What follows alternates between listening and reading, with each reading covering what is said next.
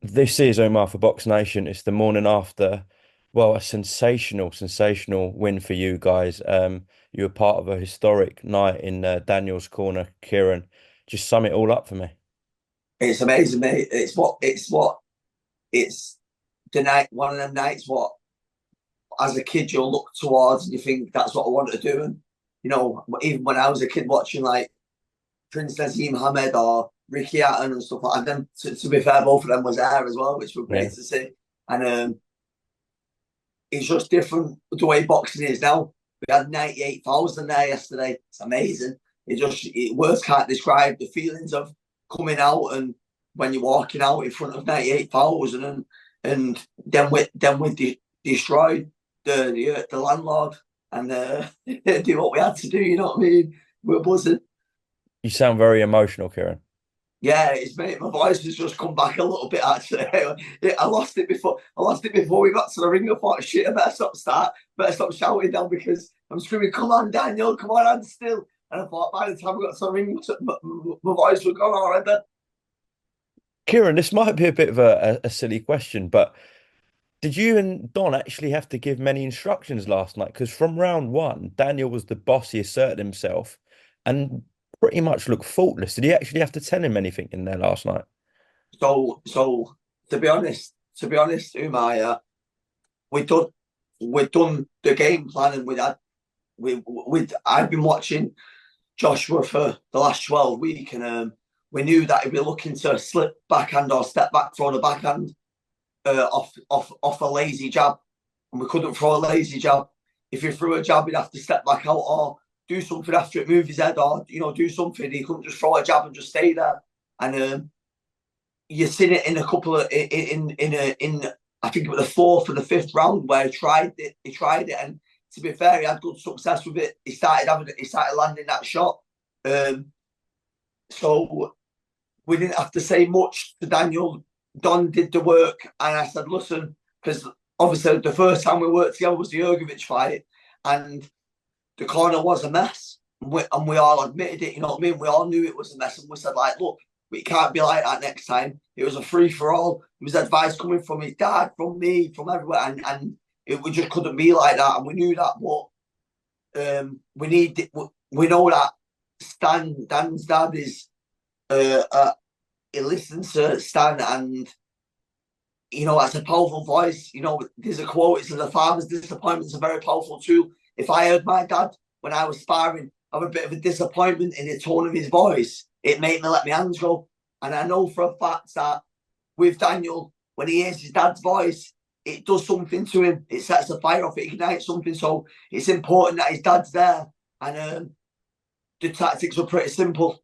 It worked. I don't want to make it sound bad because it was Anthony Joshua. He's an icon, and we all look up to him. Even I look up to him. But it weren't that. It weren't. The tactics weren't that. They were pretty straightforward. You know what I mean? It weren't that. It weren't like a southpaw or a Hergovich who leans back and throws big backhands and that. It wasn't that. It's a pretty straightforward fight for us. You know what I mean? Yeah, I think that was the most shocking, surprising element was that actually when you look back to the Gerald Miller fight, you look back early on with the Filip Hrgović fight, Daniel had to go through spells of trouble and wasn't having it all his Yeah, way. But yeah, with last night, he did have it all his way. yeah. But then if you actually see at the end of the fight, Daniel got hurt He with got cracked with with a the big right backhand. hand. Yeah. But Yeah. then what it is, Umar, is a wounded animal is at its most dangerous, and that's what happened. As Daniel sort of got hurt a little bit, and Joshua just sort of thought, I've got to do this now, and he got caught with one backhand. JJ got caught with one backhand, and it worked. That worked the finishing shot. Then he come in again, and Daniel boom cleaned him, and that was that. You know what I mean? So yeah, um, it was a top night though. Umar, it was fantastic, and the nights what we live for. Kieran, if you were in the opposite corner, i.e. in Anthony Joshua's corner, would you have chucked the towel in earlier? Listen, no, no, look, it's easier said than done. You know what I mean? It's easier said than done. One punch in heavyweight boxing can change a fight, and like I say, I don't know, like, look, when he was getting hurt, I don't know, like, it was just, it was like that from the start, and something needed to change for him. I don't know what needed to change, but he needed to change something up. And I weren't thinking, but it's hard to say because I weren't thinking about that. I weren't in Joshua's corner, and it's that. But one thing what I say, Umar, is that the experience of Don Charles. He's been in the game for fucking years. My own experience. I'm 34-year-old now. I've been boxing since I was 7-year-old. And when I tell you that I'm the most dedicated person to this game ever, I really mean it. Like when I was boxing, I was out running at 4 o'clock in the morning because I've seen Floyd Mayweather doing it. I thought, well, if he's doing it, I'm doing it. And obviously, my career got cut short with the bleed on the brain, this, that, the other. And I don't want to say I reinvented myself, but I come back as a trainer. I thought that's the next best thing, and I actually see myself at this point. This is the pinnacle of the sport age at Wembley. We just conquered that. We conquered it, and that's like the pinnacle of the sport. But I see further. I can see further. I'm 34-year-old, and I'm like, look, we've got plenty more to give to this game. You know what I mean? I love it. You know what I mean? And that was just the start of big things. Yeah, Kieran, I was going to come on to this, and I think it's perfect timing now. Like on a personal note, obviously this is Daniel's night. It was incredible what he did on his own in the ring there. But as you said for yourself, your career got cut short for awful reasons, really. Yeah. Did you actually think, at so young at this age, that you'd be not talking about Daniel Dubois, but in any sort of top levels, fighters corner, and achieving things like this? Maybe not at this age, but it's like someone said to me the other day, and I don't get me wrong, I've been around great people in boxing. Joe Gallagher's a friend, and he always give me the time of day, and I think Joe identified that he knew that I knew my shit. I used to bring a lot of kids up to spar with his fighters, you know what I mean? And I always knew where I was going. I just didn't know how quick it'd be, and as it all worked out, it's a bit weird, Umar. Just the way the world is, and destiny is a big thing. I knew that I was always destined for these nights as a coach.